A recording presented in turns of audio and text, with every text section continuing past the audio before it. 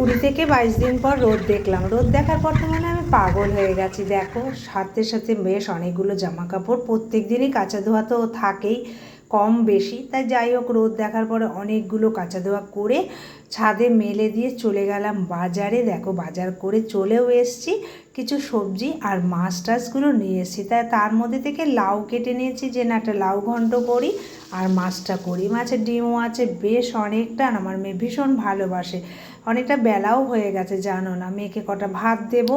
মেয়ে উঠে গেছে তো ঘুম থেকে, কটা সকালে আমাদের ভাতই খায়। তাই ভাবলাম একটা মাছ ভাজা করে নিই ঝটপট করে, একটু বাটার ঘি তো থাকেই।